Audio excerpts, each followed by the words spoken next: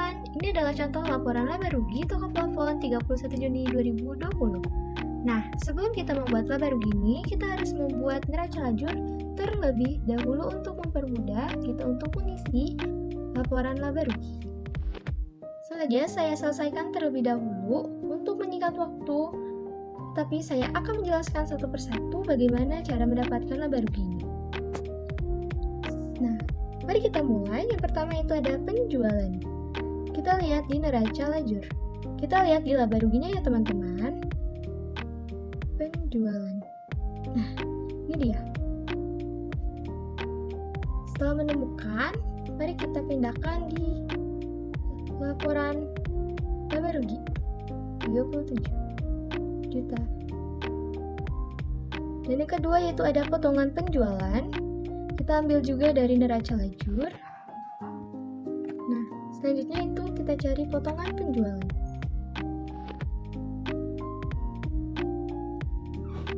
Nah, ini yaitu ada 630.000 dan dia berada di debit. Jika kita pindahkan di laporan laba rugi, maka kita harus dikurangkan. Nah, untuk penjualan bersih ini, untuk menghasilkan penjualan bersih ini, maka kita harus kurangkan penjualan dengan potongan penjualan yang dengan hasilnya 36.370.000. Nah, bagi yang kedua yaitu ada harga pokok penjualan. Di sini ada persediaan barang dagang awal. Jadi kita lihat persediaan barang dagang awal. Persediaan barang dagang awal yaitu senilai 12 juta. Mari kita pindahkan 12 juta. Setelah itu ada namanya pembelian. Jadi harga pokok penjualan itu ada namanya itu pembelian, beban angkut pembelian, retur, dan barang dagang tersedia untuk dijual, persediaan barang dengan akhir, dan akan ada harga pokok barang yang dijual. Yang kedua itu ada harga pokok penjualan. Nah, kita lihat di sini ada persediaan barang dagang awal. Kita lihat terlebih dahulu di neraca lajur.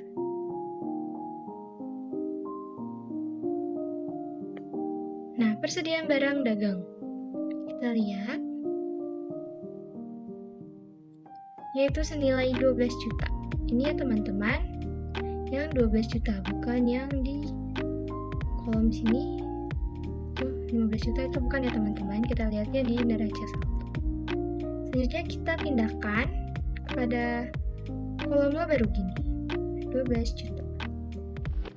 Nah teman-teman, jadi yang namanya harga pokok penjualan pasti ada namanya pembelian, beban angkut pembelian, retur, dan lain-lain.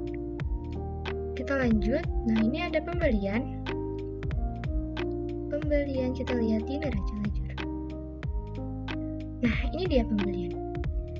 Kita lihat yaitu dengan nominal 25 juta. Kita bisa lihat di laba rugi maupun di neraca saldo. Tapi yang lebih tepat yaitu di laba ruginya ya teman-teman. Mari kita pindahkan ke dalam kolom laba rugi. 25 juta.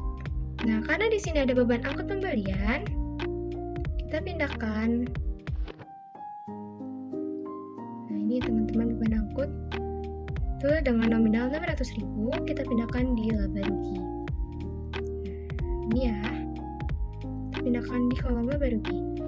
Nah, mari kita jumlahkan 25 juta ditambah dengan 600.000. Dengan hasil 25.600.000 rupiah. Nah, teman-teman, jika ada retur, kita harus memindahkan kepada kolom laba rugi ini. Kita lihat terlebih dahulu ya teman-teman di neraca lajur. Nah, ini dia retur. Kita pindahkan kepada kolom laba rugi dengan nominal 400.000 ya teman-teman tadi. Nah, ini saya simbolkan menjadi warna merah karena dia berada di dalam kredit. Selanjutnya, ini adalah hasil barang dagang tersedia untuk dijual.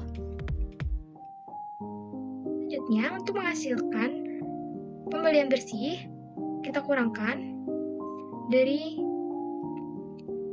25.600.000 dikurang dengan Rp400.000 dengan hasil Rp25.200.000. Selanjutnya, untuk menghasilkan barang dagang tersedia untuk dijual, kita harus menjumlahkan persediaan barang dagang awal dengan pembelian bersih dengan total Rp37.200.000. Nah, selanjutnya jika sudah dijumlahkan, kita harus lakukan. Nah, selanjutnya jika sudah dijumlahkan, maka kita harus melakukan persediaan barang dagang akhir. Nah, persediaan barang akhir ini diambil dari neraca lajur. Persediaan barang dagang akhir. Nah, ini dia.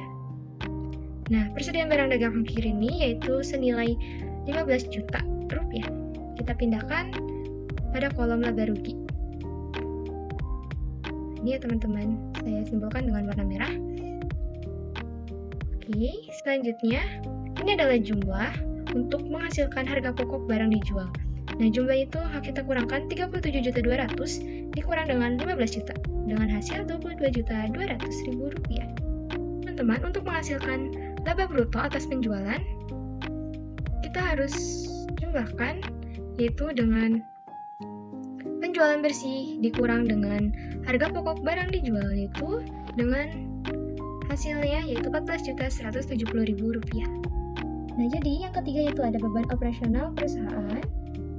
Karena di neraca lajur ini mempunyai beban seperti beban gaji karyawan, beban listrik, beban perlengkapan, beban penyusun peralatan kantor, dan lain-lain. Jadi, sini beban gaji karyawan. Kita ambil dari neraca lajur ya teman-teman. Itu senilai Rp3.500.000. Ini ya, Rp3.500.000 itu beban gaji karyawan. Terus selanjutnya itu ada beban listrik senilai Rp150.000, kita pindahkan. Ini, terus ada beban perlengkapan. Ini teman-teman, kita pindahkan Rp500.000 kepada kolom laba rugi ini. Selanjutnya ada beban penyusunan peralatan kantor senilai Rp520 dan beban sewa yaitu ada Rp400.000. Nah, selanjutnya kita jumlahkan beban-beban ini dan mendapatkan nominal Rp5.070.000. Nah, untuk menghasilkan laba bersih operasional ini, kita harus mengkurangkan dari laporan laba bruto atas penjualan ini dikurang dengan laba bersih operasional dan hasilnya yaitu Rp9.100.000. Nah, teman-teman, jika kalian punyai pendapatan di luar operasional, karena di toko plafon ini memiliki pendapatan di luar operasional, maka di sini kita tulis pendapatan komisi. Kita lihat terlebih dahulu ya teman-teman di neraca lajur. Nah, ini dia pendapatan komisi ya teman-teman. Ini dengan nominal Rp1.050.000. Kita lihatnya di kolom laba rugi ya teman-teman, jangan di kolom neraca saldo. Kita pindahkan Rp1.050.000. Nah, untuk menghasilkan laporan laba bersih sebelum pajak, kita harus menjumlahkan laba bersih operasional ditambah dengan pendapatan komisi dan menghasilkan laba bersih sebelum pajak senilai Rp10.150.000. Teman, jadi beginilah cara untuk mengisi laporan laba rugi ini. Gampang kan?